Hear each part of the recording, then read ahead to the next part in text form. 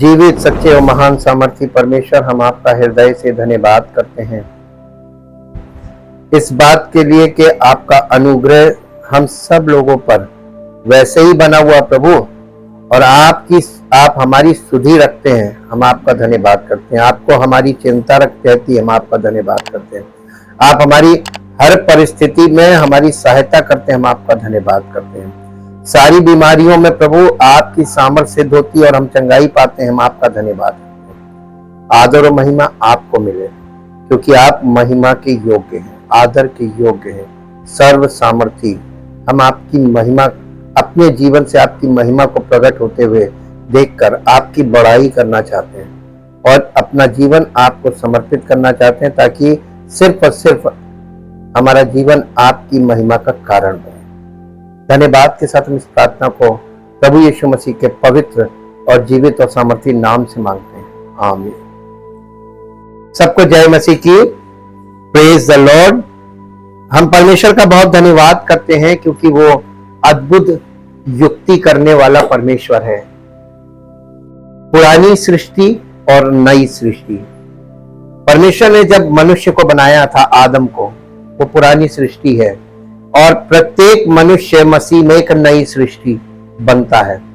लेकिन हम स्वयं बन नहीं सकते, इसलिए जो विषय है वो गंभीर हो जाता है। सबसे पहली बात, आज हम जो विषय आगे बढ़ने जा रहे हैं, जिस विषय में, वो विषय है कि परमेश्वर की आत्मा की आवाज और दुष्ट आत्माओं की आवाज और स्वयं की, मनुष्य की स्वयं की आत्मा की आवाज। हर मनुष्य के अंदर 3 आवाजें अंदर से ही निकलेंगी, 3 आवाजें। आप कैसे ये डिसाइड कर पाएंगे कि ये परमेश्वर की आत्मा की आवाज है? क्यों बाइबल में यूहन्ना 4 अध्याय, पहला यूहन्ना 4 अध्याय के पहले पद में लिखा है कि हर एक आत्मा का विश्वास न करो, वरन आत्माओं को परखो। पौलुस ने कलीसिया को इस बात को लिखकर बताया कि अंत के दिनों में कलीसिया के लोग दुष्ट आत्माओं की शिक्षाओं पर मन लगाकर सत्य से बहक जाएंगे। क्यों लिखा? 3 आवाजें हर व्यक्ति के अंदर से आती हैं। कौन सी परमेश्वर की आत्मा की आवाज है, कैसे पता चलेगा?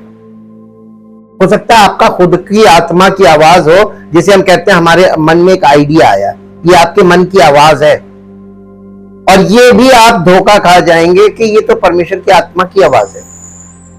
दरअसल परमेश्वर ने मनुष्य को भीतरी मनुष्यत्व में कुछ ऐसा किया है।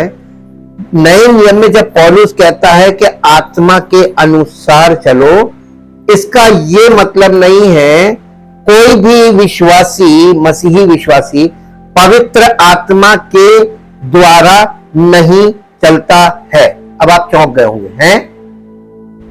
जी हां, सत्य यह है कि पवित्र आत्मा मनुष्य की, विश्वासी की आत्मा को एम्पावर करता है, और प्रत्येक मसीही विश्वासी अपनी आत्मा को पवित्र आत्मा के द्वारा, जब आत्मा की अगुवाई होती है और उस अगुवाई से जब उसकी आत्मा आगे बढ़ती है, वो अपनी आत्मा की अगुवाई में ही चलता है।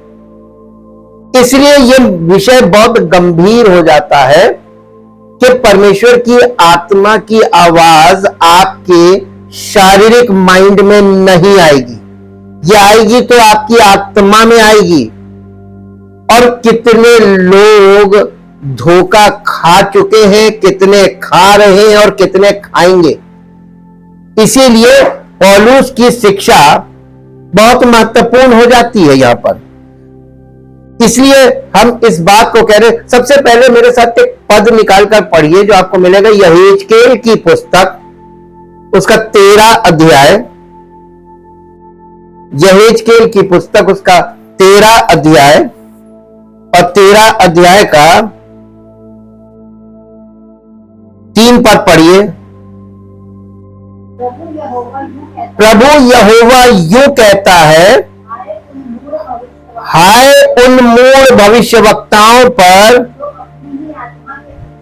जो अपनी ही आत्मा के पीछे भटक जाते हैं और कुछ दर्शन नहीं पाया, यानी कोई दर्शन उनको प्रभु का हुआ ही नहीं।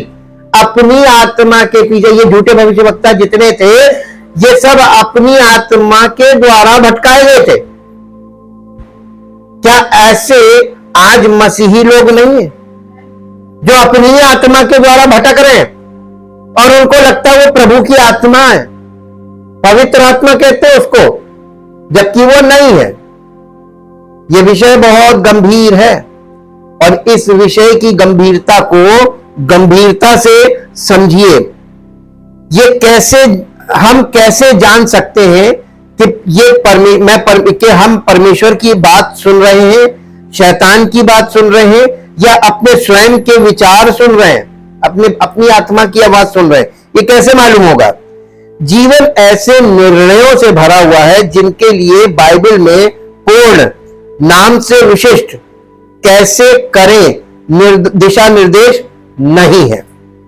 मेरे बच्चों को स्क्रीन पर या मोबाइल पर दिन में कितने घंटे बिताने चाहिए बाइबल नहीं बात करती है इस विषय में बात। यह आपके विवेक का विषय है, आपको खुद देखना चाहिए कि कितना उचित है।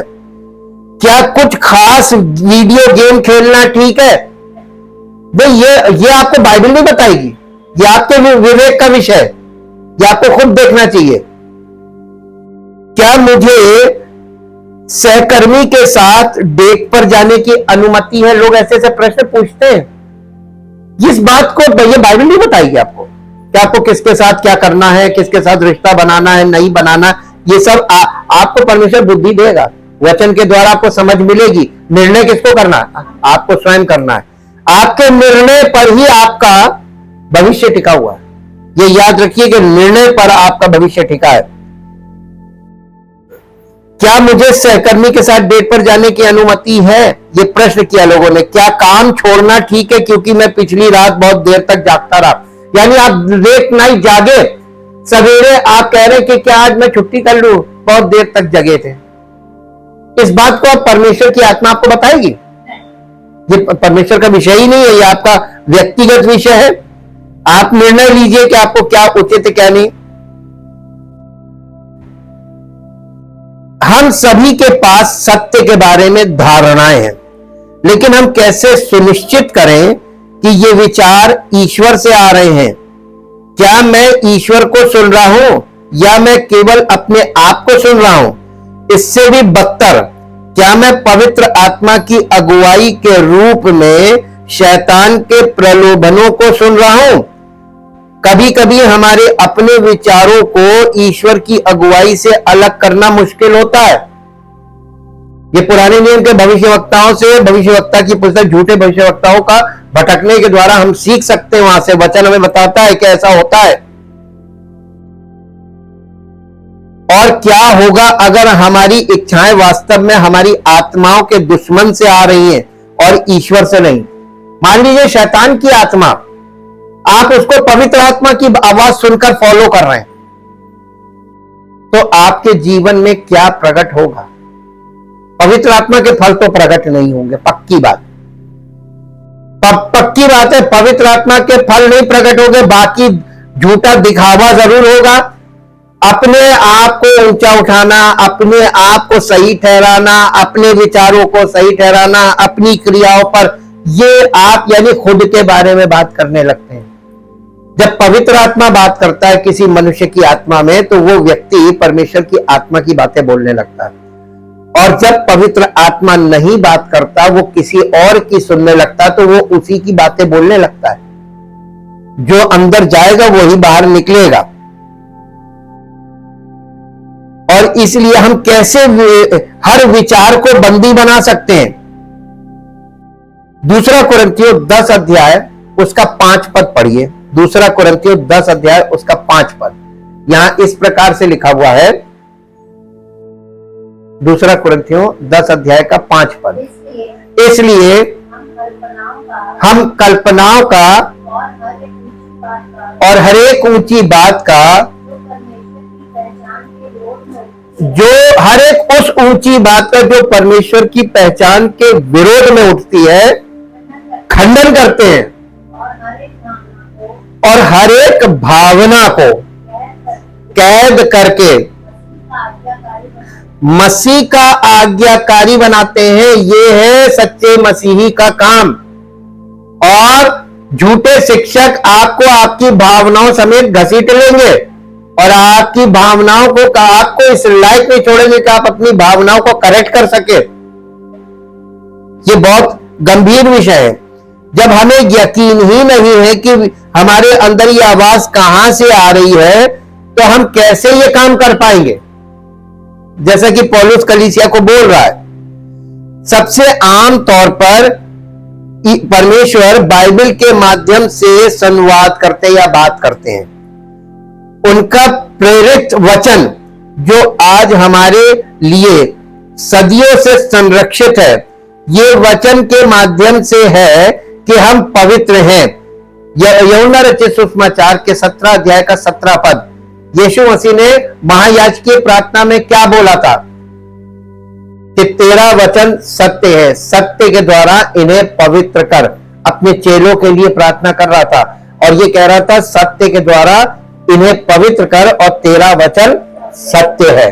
ये यीशु मसीह की प्रार्थना में था। यीशु मसीह ने अपने चेलों को अपने किसी और तरीके से पवित्र नहीं किया। उसने उन्हें बोलकर पवित्र नहीं किया, बल्कि उनके लिए पिता से निवेदन कर रहा है कि सत्य के द्वारा उन्हें पवित्र करो और तेरा वचन सत्य है। तब आप ये बताइए, बिना सत्य परमेश्वर सत्य है और बिना सत्य वचन के आप परमेश्वर आपसे कहां से बात कर लेगा? वो भावनाओं के द्वारा बात नहीं करता। दुष्ट आत्माएं भावनाओं के द्वारा आपसे बात करेंगी और आपकी भावनाओं को कैद करके अपने कब्जे में कर लेंगी। ये सीखने वाला विषय है। और वचन हमारे मार्ग के लिए प्रकाश है। ये लिखित वचन ही है जिसके द्वारा परमेश्वर का आत्मा यानी पवित्र आत्मा आपसे स्पष्ट रूप से बात करेगा और वचन को स्पष्ट करने का काम करेगा, इंटरप्रिटेशन करेगा। भजन संहिता 119 अध्याय का 105 पद, यहां पर लिखा हुआ है कि तेरा वचन मेरे पांव के लिए दीपक और मेरे मार्ग के लिए उजियाला है। तेरा वचन मेरे पांव के लिए यानी हमारे चलने के लिए रोशनी देने वाला तेरा वचन है और मेरे मार्ग के लिए उजियाला है। और ये बिना वचन के आप अगर चल रहे हैं, भावुक होकर चल रहे हैं, भावनाओं में बहकर चल रहे हैं, तो आप पवित्र आत्मा की नहीं सुन रहे, ना पवित्र आत्मा आपके अंदर है, ना पवित्र आत्मा की संगति में। ये सब बातें स्पष्ट होती है। परमेश्वर हमें परिस्थितियों के द्वारा भी बात करता है। दूसरा कुरिन्थियों 2 अध्याय उसका 12 पद पढ़िए। दूसरा कुरिन्थियों 2 अध्याय उसका 12 पद, यहां इस प्रकार से लिखा हुआ है। दूसरा कुरिन्थियों 2 अध्याय 12 पद, जब मैं मसीह का सुसमाचार सुनाने को त्रोआस आया और प्रभु ने मेरे लिए एक द्वार खोल दिया। ये परिस्थिति के द्वारा परमेश्वर आपसे बात करता है। जब परमेश्वर की आत्मा की अगुवाई में आप चलेंगे ना, तो परिस्थितियों के द्वारा भी वो ये प्रकट करेगा कि you are on the right track और आपको से बताता जाएगा। आत्मा के संकेत, गलातियों की पत्री 5 अध्याय का 16 पद, गलातियों की पत्री 5 अध्याय उसका 16 पद, गलातियों 5:16। पर मैं कहता हूं आत्मा के अनुसार चलो तो तुम शरीर की लालसा किसी रीति से पूरी ना करोगे। शरीर की इच्छा तुम पूरी नहीं करोगे अगर तुम आत्मा। अब देखिए यहां पर आत्मा के अनुसार, इसको इंग्लिश में पढ़िए, इंग्लिश में पढ़िए। ये बहुत जरूरी हो जाता है कि अब आप देखेंगे कि यहां पर क्यों हमने कहा इंग्लिश में पढ़ो। जी, गैलेशियंस चैप्टर 5 वर्स 16।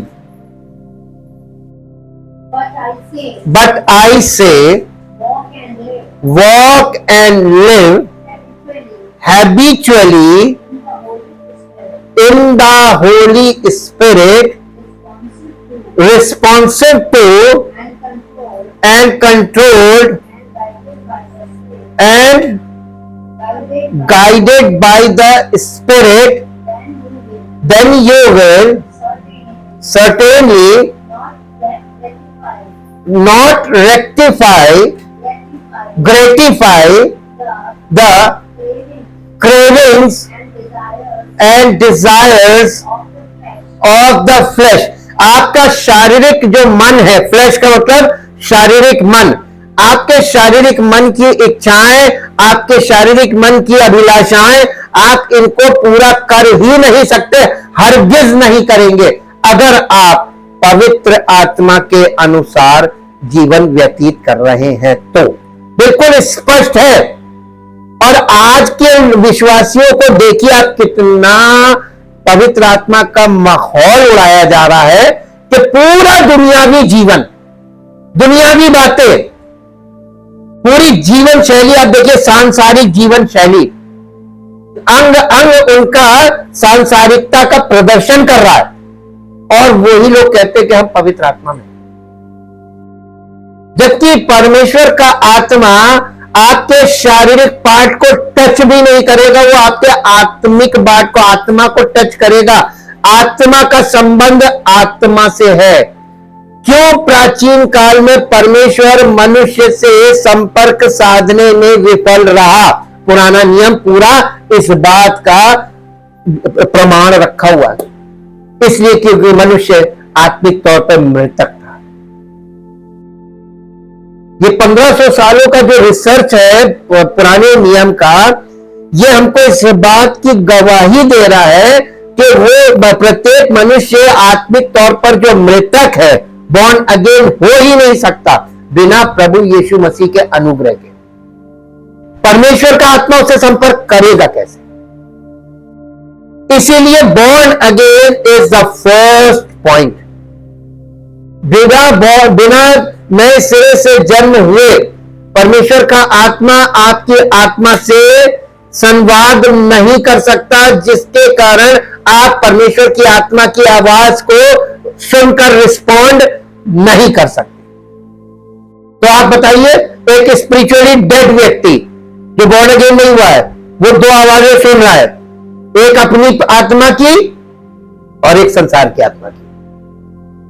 उसे आप दुष्ट आत्मा भी कह सकते हैं, सेटनिक स्पिरिट कह सकते हैं। तो उन दो आत्माओं के बीच वो फंसा है कि नहीं फंसा है, और उसको ये इस बात का भ्रम हो गया।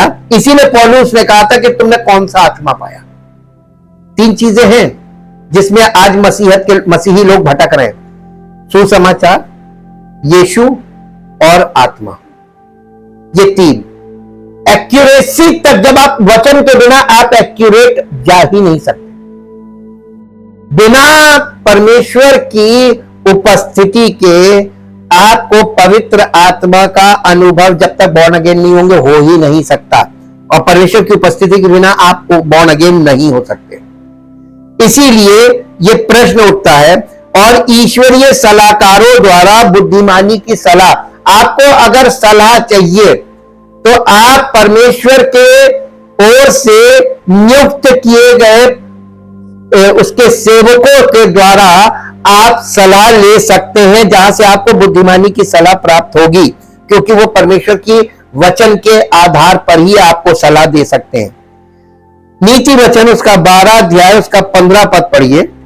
नीति वचन 12 अध्याय का 15 पद, यहां इस प्रकार से है, मूल को अपनी ही चाल सीधी जान पड़ती है, परंतु जो सलाह को मानता है, सम्मति को मानता है, वो बुद्धिमान है। वो व्यक्ति जो अपनी जिद पर रहता है वो बुद्धिमान नहीं है, उसको मूर्ख बोल रही बाइबल। वो अपनी अभिलाषा में, अपनी इच्छा में जो उसने ठान लिया वो उसी दिशा में चलेगा। लेकिन समझदार कौन है? जो सलाह लेता है, सही सटीक सलाह, एक्यूरेसी पर, और उसके अनुसार चलता है, वो बुद्धिमान है। और इसीलिए परमेश्वर का आपका मार्गदर्शन कर सकता है सही व्यक्तियों के द्वारा जो परमेश्वर के वचन से संबंध रखते हैं।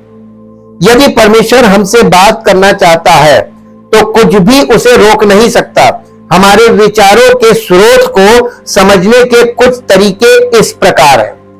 आपके अंदर के जो विचार हैं उनके स्रोत क्या है? आपके अंदर कोई भी विचार पैदा हो रहा है, क्या वो परमेश्वर की ओर से? इम्पॉसिबल।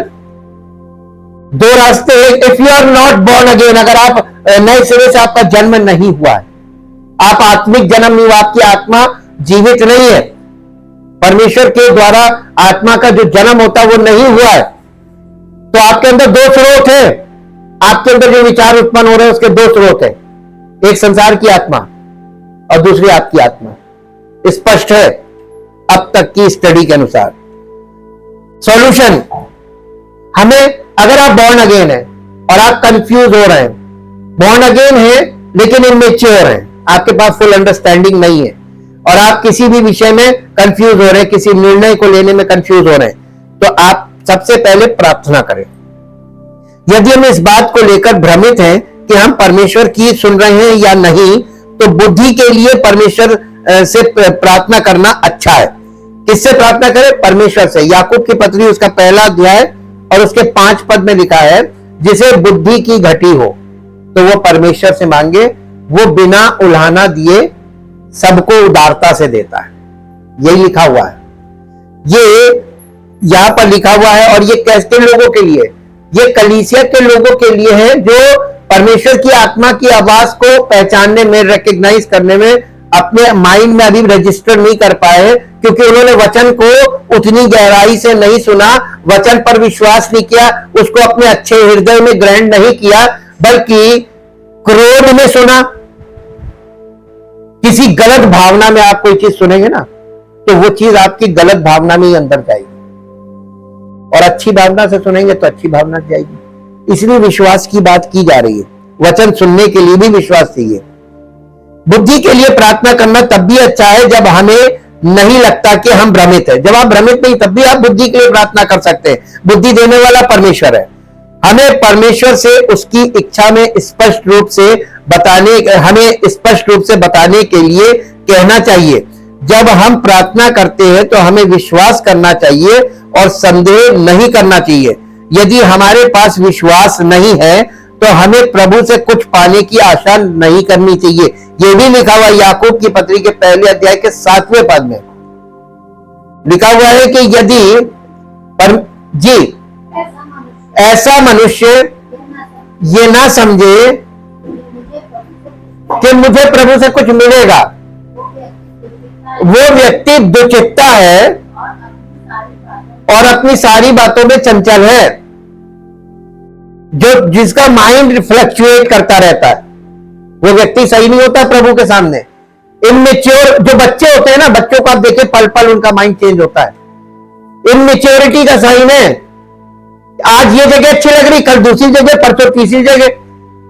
अगर किसी को यहां पे अच्छा लग रहा था कल और आज यहां बुरा लग रहा है, लिख तो ले लीजिए मुझसे, उसको अब जब वहां गया है दूसरी जगह, वहां कुछ दिन अच्छा लगेगा, वहां भी बुरा लगने लगेगा।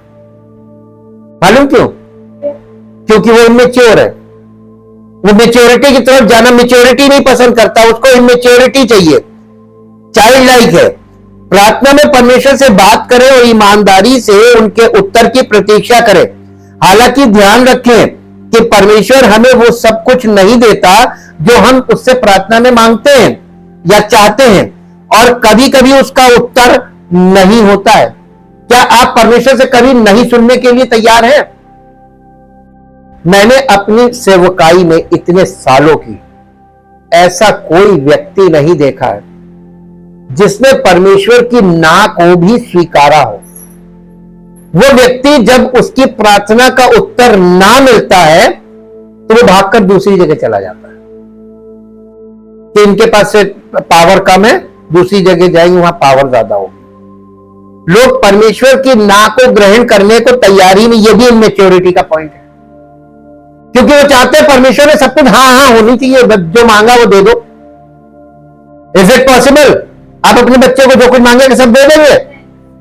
तो भी नहीं देगा, ना भी सुननी है आपको। वो जानता है कि हमें किसी भी समय क्या चाहिए, और वो हमें दिखाएगा कि क्या सबसे अच्छा है।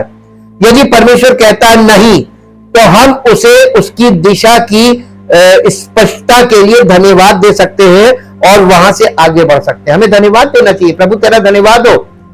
नहीं का मतलब हम तेरा धन्यवाद करते हैं कि तेरी इच्छा पूरी हो। ये कहना और ये मानना दोनों अलग बातें हैं। वचन का अध्ययन करें। अगर आप परमेश्वर की सटीक आवाज को सुनने और पहचानने की इच्छा रखते हो तो वचन का अध्ययन करें। बाइबल को एक कारण से परमेश्वर का वचन कहा जाता है। वो प्राथमिक तरीका है जिससे परमेश्वर हमसे बात करता है। ये वो तरीका भी है जिससे हम पूरे इतिहास में परमेश्वर के चरित्र और लोगों के साथ उसके व्यवहार के बारे में सीखते हैं। सारा शास्त्र, पूरा पवित्र शास्त्र परमेश्वर की प्रेरणा से रचा गया है और हर एक धार्मिक जीवन के लिए मार्गदर्शक है। दूसरा तीमुथियुस उसका 3 अध्याय उसका 16 और 17 पद पढ़िए, आपको यही लिखा मिलेगा। दूसरा तीमुथियुस 3 अध्याय। संपूर्ण पवित्र शास्त्र परमेश्वर की प्रेरणा से रचा गया है और उपदेश और समझाने और सुधारने और धार्मिकता की शिक्षा के लिए लाभदायक है, ताकि परमेश्वर का जन सिद्ध का मतलब क्या होता है? परफेक्ट, सिद्ध बने यानी परफेक्ट बने या मैच्योर बने और हर एक भले काम के लिए तत्पर हो जाए, यानी कोई भी भलाई करने के लिए वो तैयार हो जाए। और अभी तक मैंने ऐसे मसीही विश्वासियों को प्रिपेयर यानी फुली मैच्योर नहीं देखा। सब एक लेवल पे जाकर बैकस्लाइड करते हैं, पीछे की तरफ चले जाते हैं। अब बहुत सी चीजें हैं जो वापस खींचती है और बहुत आसानी से कोई व्यक्ति, क्योंकि उसके अंदर ऐसा स्वभाव है कि बहुत आसानी से बैक जा सकता है। ये परमेश्वर का वचन बताता है। हमारे मन में जो भी विचार, इच्छा, झुकाव या आवेग हो, उसे तुलना और अनुमोदन के लिए परमेश्वर के वचन के सामने लाया जाना चाहिए। ये परमेश्वर का वचन वो कसौटी है। जैसे आपने सोने को चेक करते देखा है, सोना काहे से चेक किया जाता है? उनके पास एक ब्लैक कलर का इतना बड़ा पत्थर होता है, कसौटी बोलते हैं, उसी पे यो एक बार ऐसे मारते हैं और बता देंगे कितने % सोना है।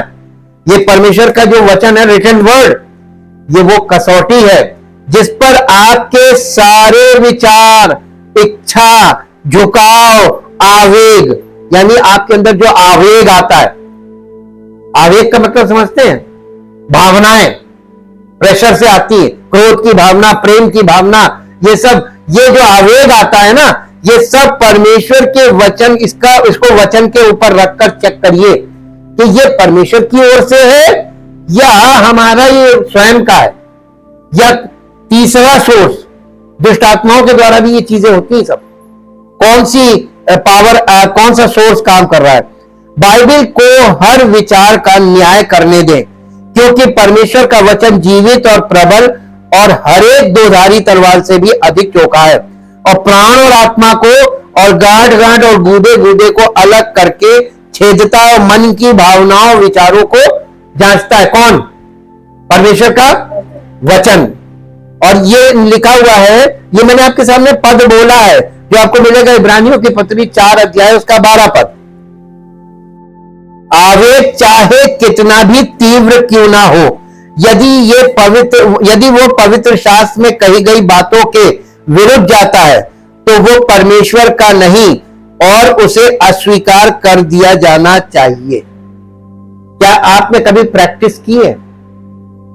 केवल हां नहीं करनी है, हर व्यक्ति को भी हां कहना बोल दीजिए, हर बात में हां करना बंद कर दीजिए, ना बोलना भी सीखिए।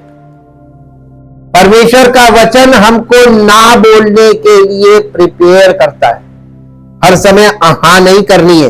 किसी ने कहा मेरे साथ चलो, हाँ, कोई कहेगा कोई कूद जाओ, तुम हाँ कर दो, कूद जाओ, आसान है ना। और किसी को ना बोलना, नहीं भैया नहीं, हम नहीं जाएंगे, आपको जाना आप जाओ। जो व्यक्ति आपको कहीं खींच रहा है उस व्यक्ति से आप कह दो क्यों आप परेशान हो, आप अपना देखो। हर एक को अपने जीवन को देखना चाहिए कि दूसरों पर उंगली उठानी चाहिए। और आज करते क्या लोग, जो अपने आप को पवित्र आत्मा वाला कहते हैं, मसीह विश्वासी मानते हैं, वो दूसरों पर उंगली उठा रहे। वो निर्बल विश्वासियों को पकड़ते हैं अपने कब्जे में करने के लिए, कलीसियाओं को तोड़ने का काम पौलुस के समय से ये चला आ रहा है। ये इविल पावर्स हैं जो ये काम करती हैं,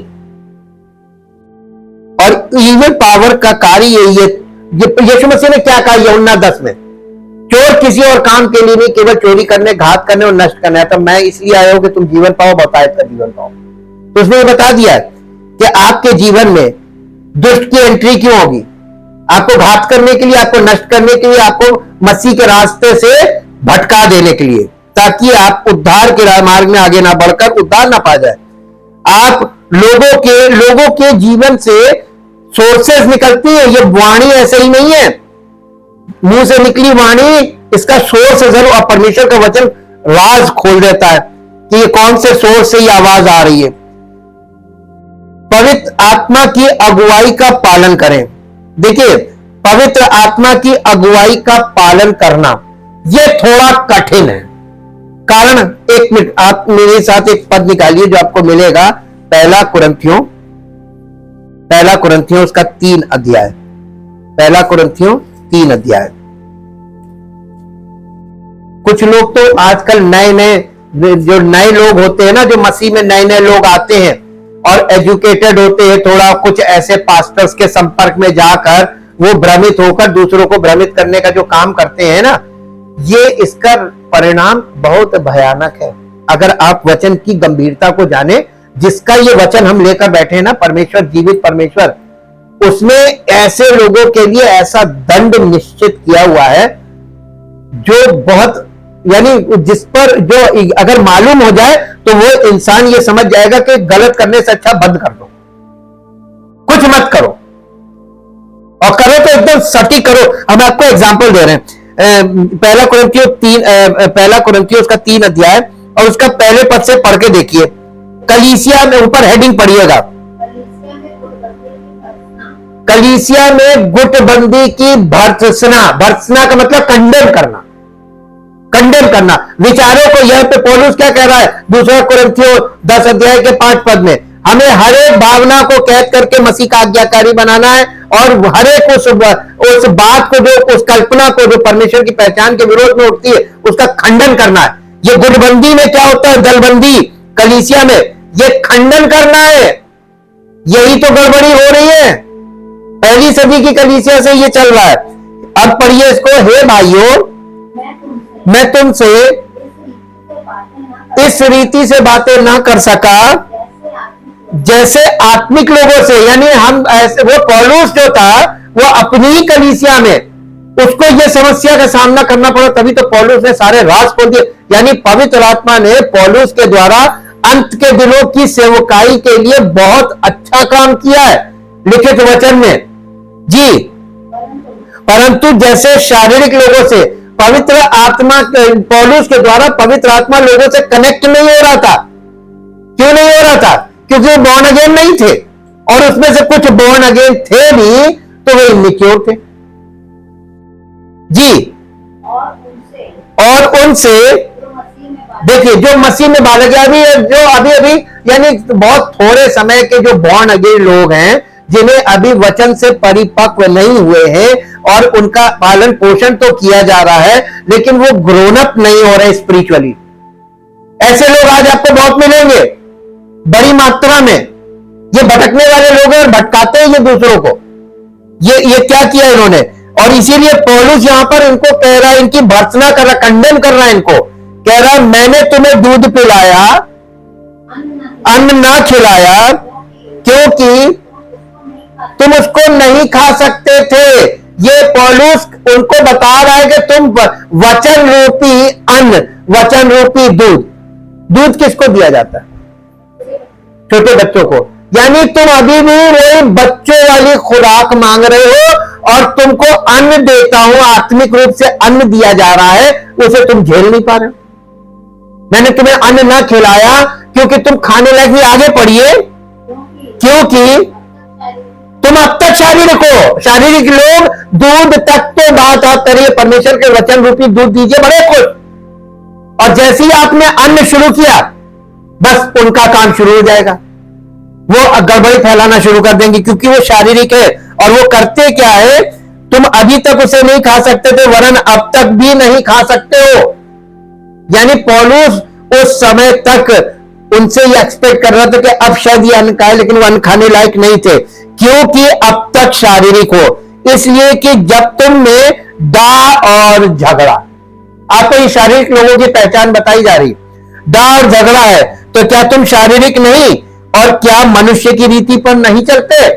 और उसके आगे फिर उसने और बोला, क्योंकि जब मैं कहता हूं, क्योंकि जब एक कहता है, अब ये जो ग्रुप बन गए कलीसिया में, 4 ग्रुप बने, तो उसमें से एक कहने लगा कि मैं पौलुस का हूं, दूसरा ग्रुप कहने लगे मैं अपोलोस का हूं, और तीसरा कहने लगा कि मैं कैफा का हूं, और चौथा कहने लगा मैं मसीह का हूं।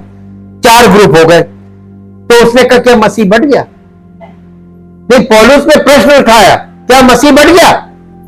कलीसिया में लोग बढ़ गए, ग्रुपबाजी हो गई, तो क्या मसीह बढ़ गया? ये किसका काम है? ये कलीसिया को तोड़ने का काम कौन कर रहा है? बहुत अच्छे से पहचानना है। शैतान क्या करेगा? तोड़ेगा। लेकिन मालूम है, प्रभु यीशु मसीह ने एक बात बोली, वो पकड़ लीजिए। प्रभु यीशु मसीह ने कहा था, मैं अपनी कलीसिया बनाऊंगा और अधोलोक के फाटक उस पर प्रबल नहीं। यानी शैतान की जो शक्तियां हैं, वो मसीह की कलीसिया पर कभी प्रबल नहीं होगी। ये पहचान है। और मसीह की कलीसिया की ऐसा क्यों नहीं होगा? क्योंकि मसीह की कलीसिया में पवित्र आत्मा मसीही लोगों को वचन से मजबूत करेगा, स्टडी के द्वारा, वचन के द्वारा, गहराई से वचन का अध्ययन करने के द्वारा। और इसीलिए जब तक स्टडी है तब तक आपकी सुरक्षा है।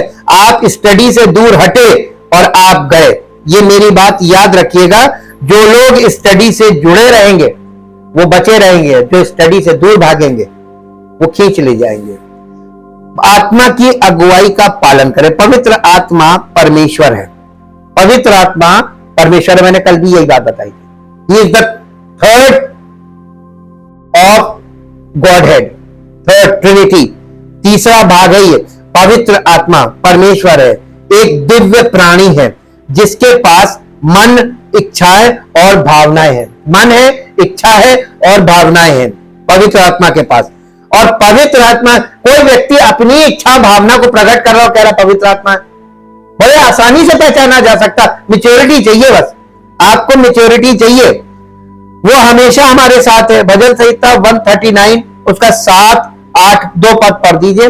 भजन संहिता 139 उसका 7 और 8 पद। मैं तेरे आत्मा से भागकर किधर जाऊं, या तेरे सामने से किधर भागूं? यदि मैं आकाश पर चढ़ूं तो तू वहां है, यदि मैं अपना बिछौना अधोलोक में बिछाऊं तो वहां भी तो है।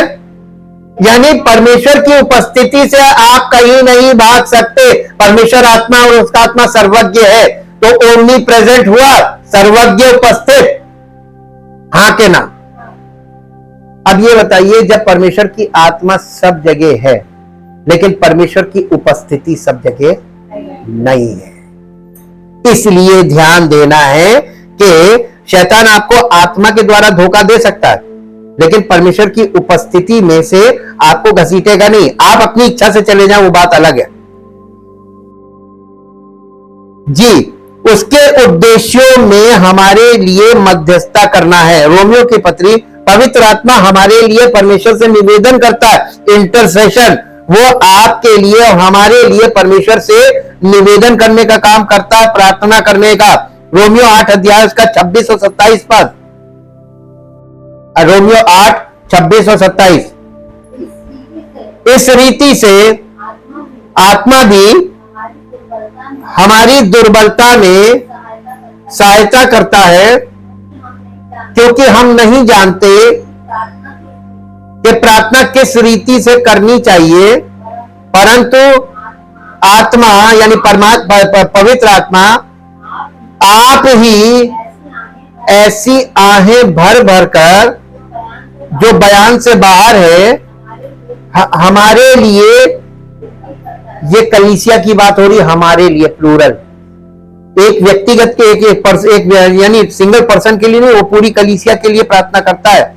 और कलीसिया को लाभ पहुंचाने के लिए वो आत्मिक वरदान भी देता है कलीसिया में, लेकिन कलीसिया को देगा, इंडिविजुअल को नहीं देगा। घर में पढ़ लीजिएगा, रेफरेंस बोल रहे, 1 कुरिन्थियों 12 अध्याय 7 से 11 पद तक पढ़िएगा। ये कलीसिया के लिए वरदान है, व्यक्ति विशेष के लिए नहीं, इंडिविजुअल के लिए नहीं है। चाहे हम दिन प्रतिदिन जो भी निर्णय ले रहे हो, हम गलत नहीं हो सकते जब हम परमेश्वर की महिमा के लिए प्रेम, आनंद, शांति आदि प्रदर्शित करते हैं। जब हमारे दिमाग में कोई अचानक विचार आता है तो हमें आत्माओं को परखना सीखना चाहिए। यह सीखने का विषय है, और इसमें कोई भी व्यक्ति कभी भी घमंड नहीं कर सकता है कि मुझसे अच्छा कोई नहीं पहचान सकता, क्योंकि आत्मा को पहचानना या परखना कि कौन सी आत्मा है, यह परमेश्वर का वरदान है और पवित्र आत्मा के द्वारा हमें मिलेगा। पवित्र आत्मा का वरदान है ये। 1 यूहन्ना 4 अध्याय उसका पहला पद पढ़ दीजिए। 1 यूहन्ना 4 अध्याय और उसका पहला पद। हे प्रियो,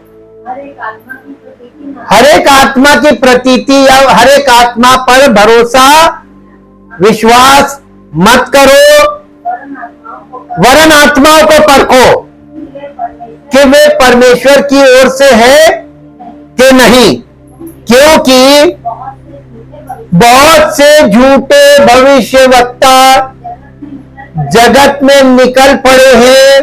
कितने निकल पड़े हैं? संख्या कैसे ज्यादा है ना, सच्चे की कम। आप बाइबल में भी उठा के देख लीजिए, झूठे भविष्यवक्ताओं की संख्या बहुत ज्यादा थी पुराने नियम में, और जो सच्चे भविष्यवक्ता थे वो कम थे। और चूंकि वो बहुमत उनका था, इसीलिए यहूदी लोगों ने यीशु मसीह को पहचानने में चूक गए और उसका अपमान कर दिया। अब उसके सेकंड कमिंग का टाइम है, और अब यहूदियों की जगह है स्पिरिचुअल इजराइल यानी कलीसिया। तो जब वही होगा, इतिहास फिर से रिपीट होगा। जैसे इजराइलियों ने धोखा खाया, वैसे ही क्या कलीसिया के लोग भी धोखा खाने को तैयार हैं? Yes, everything is clear according to the word. वचन के अनुसार सब स्पष्ट है। आप नहीं देख पा रहे, हम तो देख रहे हैं क्या हो रहा है। पवित्र आत्मा के नाम पे क्या हो रहा है, सुसमाचार क्या, सुसमाचार को कितना बिगाड़ दिया गया है। यीशु मसीह को क्या से क्या जादुई बाबा बना दिया गया। क्या हो रहा है ये? इसलिए कि क्या इस झुकाव का अनुसरण करने से हम और अधिक मसीह समान बनेंगे? अगर आप किसी भी आत्मा पर विश्वास करके किसी भी आत्मा को फॉलो करने लगेंगे तो आप क्या मसीह के समान बन पाएंगे? आपका झुकाव क्यों एक साइड, गलत साइड झुकाव क्यों है? आपका गलत साइड झुकाव आपके उस स्वभाव को प्रकट कर रहा है जो पापी और पतित स्वभाव है, और बॉर्न अगेन नहीं होने के कारण यह झुकाव गलत साइड है। क्या इस विचार पर विचार करने में से मुझ में आत्मा के और अधिक फल उत्पन्न होंगे? पवित्र आत्मा हमें कभी भी शरीर की पापपूर्ण इच्छाओं को पूरा करने की ओर नहीं ले जाएगा। और जितने लोग पवित्र आत्मा के दावे कर रहे हैं वो देखिए शारीरिक अभिलाषाओं में लिप्त पाए जाएंगे। आसानी से आपको परमेश्वर दिखा देगा, ताकि परमेश्वर का वचन जो सिद्ध है वो आपके मन में स्थिर हो जाए कि हाँ बिल्कुल सही, वचन बिल्कुल सही बताता है। शरीर की इच्छाओं को पूरा करने की ओर पवित्र आत्मा कभी नहीं ले जाएगा। गलातियों की पत्री 5 अध्याय के 16 पद में यही तो लिखा है, यदि तुम आत्मा के अनुसार जीवन बिताओगे तो शरीर की अभिलाषाओं को हरगिज पूरा नहीं करोगे, कभी नहीं कर सकते, क्योंकि पवित्र आत्मा का वो है ही नहीं। पवित्र आत्मा आपको उसके लिए बाध्य करेगा ही नहीं, बल्कि उसके लिए रोकेगा। और लोगों का यहां से भागने का कारण क्या है? शारीरिक अभिलाषाएं पूरी ना करना उनके लिए कष्टदायक था, तो इससे अच्छा जगह छोड़, ऐसी जगह ढूंढो जहां पे शारीरिक अभिलाषाओं पर रोक ना लगाई जाए।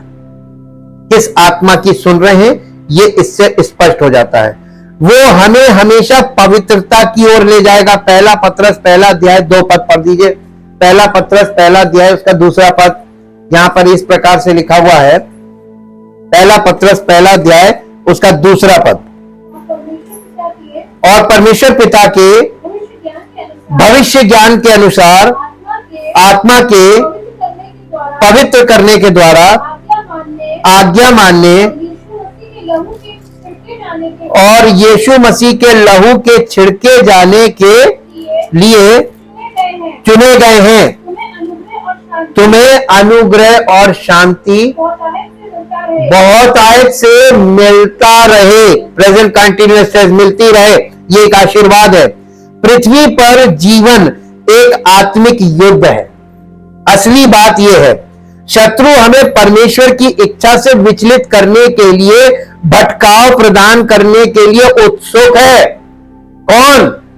शत्रु कौन है? और उसके पास पूरी सेना है। जैसे परमेश्वर प्रभु यीशु मसीह और उसके पास भी पूरी दूतों की सेना है, स्वर्गदूतों की, तो दुष्ट के पास भी सेना है। हाँ, पहला पत्रस 5 अध्याय का 8 पद पढ़ दीजिए। पहला पत्रस 5 अध्याय का 8 पद, जहां इस प्रकार से लिखा है,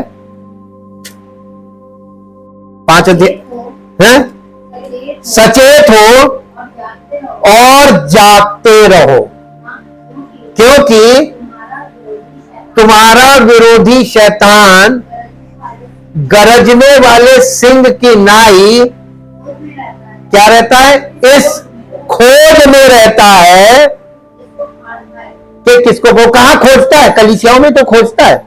और किसको खोजता है? जो निर्बल विश्वासी होते हैं, जो विश्वास में निर्बल होते हैं, वचन में निर्बल होते हैं, और जिन्हें आसानी से बहकाया जा सकता है, फुसलाया जा सकता है, जिनकी भावनाओं के अनुसार उनको घसीटा जा सकता है। निर्बल, स्वाभाविक तौर पर से निर्बल, आत्मिक तौर से निर्बल, ऐसे लोगों को वो खोजता रहता है। कहां? कलीसियाओं में, हर जगह, और उन्हें वो खींच ले जाता है, अपनी अभिलाषा के अनुसार उन्हें बर्बाद कर देता है। ये क्यों करता है? क्योंकि उसका काम ही वही है। हमें यह सुनिश्चित करने के लिए सतर्क रहना चाहिए कि हम जिस पर ध्यान दे रहे हैं वो एक भावना से अधिक है।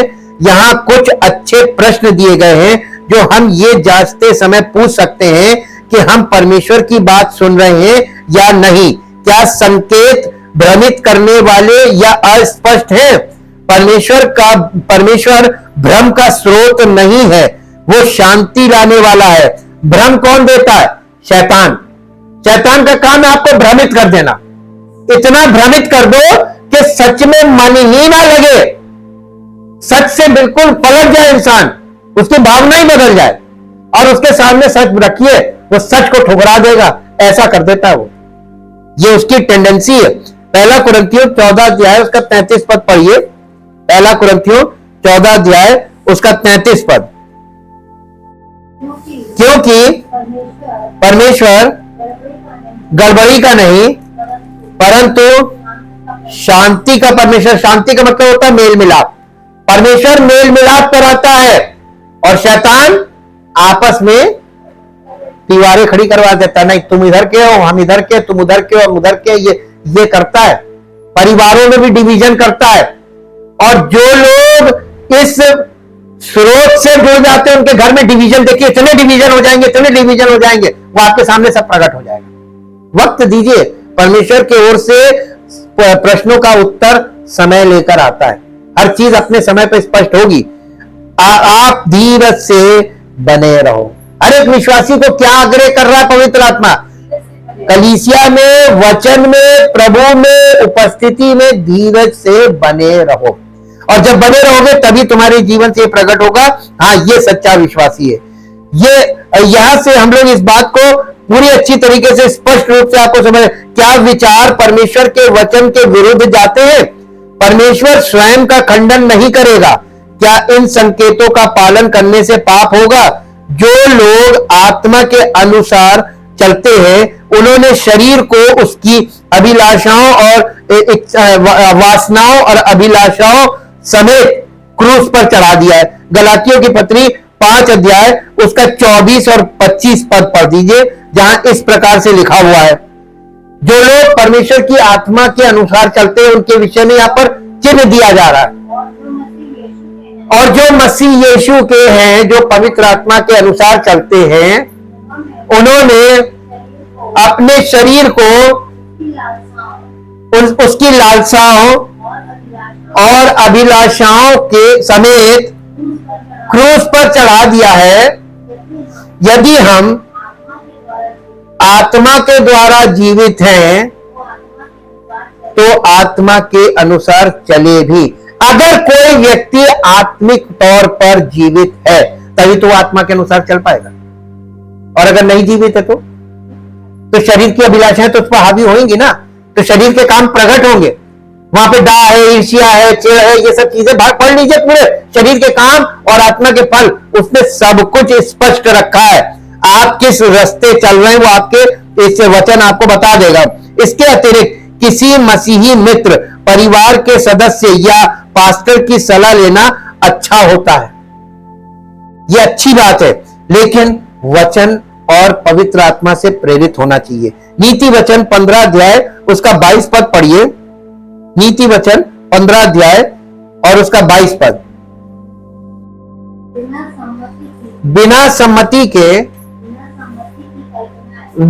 सम्मति की कल्पनाएं निष्फल हुआ करती, यानी जो सलाह के बिना आप जो कल्पना कर रहे हो उसके लिए अगर आप सलाह नहीं लेते हैं तो वो निष्फल हो जाएगी, बेकार हो जाएगी। ये नीति वचन में लिखा। परंतु बहुत से मंत्रियों की सम्मति से बात ठहरती है, यानी आप प्लान करते हैं जब बैठकर ज्यादा लोगों से सलाह लेते, हमारे पासबान हमारी देखभाल करने में मदद करने के लिए मौजूद हैं। अपने अगुओं पर भरोसा रखो और उनके अधिकार के अधीन रहो, क्योंकि वे उनकी नाई तुम्हारी निगरानी करते रहते हैं जिन्हें लेखा देना पड़ेगा। इब्रानियों की पत्री उसका 13 अध्याय और उसका 17 पद क्या कहा है? अपने अगुओं के अधीन रहो, अपने अगुओं की आज्ञा मानो और उनके अधीन रहो, क्योंकि वे उनके समान तुम्हारे प्राणों के लिए जागते रहते हैं, जिन्हें लेखा देना पड़ेगा, जिन्हें लेखा देना पड़ेगा, और वे ये काम आनंद से करें, ना कि ठंडी सांस ले लेकर। ये परमेश्वर की ओर से निर्देश है, और परमेश्वर नहीं चाहता कि हम असफल हों। जितना अधिक हम परमेश्वर की बात सुनेंगे उतना ही बेहतर होगा कि हम उसकी आवाज को अपने सिर में मौजूद दूसरी आवाजों से अलग पहचान सके। रजिस्ट्रेशन ऑफ वॉइस बोलते हैं इसको। यीशु अच्छे चरवाहे अपना वायदा देते हैं, वो उनके आगे आगे चलता है और उसकी भेड़ें उसके पीछे पीछे चलती है, क्योंकि वे उसकी आवाज पहचानती हैं। यूहन्ना रचित सुसमाचार 10 अध्याय और उसका 4 पद, यहां पर यही बात लिखी हुई है। दूसरे लोग बोल सकते हैं लेकिन भेड़ें उनकी बात नहीं सुनती। जी 10 अध्याय का 4 पद, जब वो अपनी सब भेड़ों को बाहर निकाल चुकता है तो उनके आगे आगे चलता है और भेड़ें उसके पीछे पीछे हो लेती हैं, क्योंकि वे उसका शब्द आप मसीह की भेड़ हैं। अगर आप मसीह की भेड़ हैं तो आपके लिए उसी ने बोला है कि उसकी भेड़ें उसका शब्द पहचानती हैं। और अगर आप मसीह का शब्द नहीं पहचानते तो आप उसकी भेड़ नहीं है, और इसीलिए वो पराये के पीछे जाएंगे। 8वां पद पढ़ दीजिए इसका, 10 अध्याय का 8 पद। जितने मुझसे पहले आए वे सब चोर और डाकू थे, परंतु भेड़ों ने उनकी नहीं सुनी। द्वार में हूं, यदि कोई मेरे द्वारा भीतर प्रवेश करे तो उद्धार पाएगा। यीशु मसीह बॉर्न अगेन की बात कर रहे हैं, उद्धार पाने की बात कर रहे हैं, और परमेश्वर की उपस्थिति में प्रवेश करने की बात, वही उद्धार की बात, बॉर्न अगेन की बात कर रहे हैं। जितना बेहतर हम अपने चरवाहे को जानते हैं, उतना ही कम हमें गलत आवाज पर ध्यान देने की चिंता करनी चाहिए। क्या आप चाहते हैं कि आप गलत आवाज को सुनना बंद कर दें? जब तक आप गलत आवाज सुनना बंद नहीं करेंगे, परमेश्वर की आत्मा के द्वारा जो कार्य आपके हृदय में होना है वो शुरू भी नहीं होगा। Thank you, thank you, thank you Lord. जीवित और महान समर्थी परमेश्वर, हम आपका हृदय से धन्यवाद करते हैं आपके महान प्रेम और उस अनुग्रह के लिए, आपकी अद्भुत युक्ति के लिए, अद्भुत सामर्थ के लिए, और सबसे बढ़ के प्रभु आपके कीमती वचनों के लिए, जो लिखित रूप में तो सब लोगों के पास है लगभग, लेकिन प्रभु लोग उसकी भाषा को समझ नहीं पाते। लोगों को एक ऐसी कलीसिया की आवश्यकता है जहां पर आपकी ओर से नियुक्त सेवक हो, और जिस कलीसिया में आपकी उपस्थिति हो, ताकि प्रभु लोगों के जीवन में वचनों की सामर्थ्य प्रकट हो, लोगों को केवल उद्धार न मिले, लोगों की जिंदगी परिपक्व हो आत्मिक तौर पर, और आपकी महिमा में प्रकट हो, ताकि आपका नाम महिमा पाए। धन्यवाद के साथ इस प्रार्थना को प्रभु यीशु मसीह के पवित्र नाम से मांगते हैं, आमीन। Praise the Lord.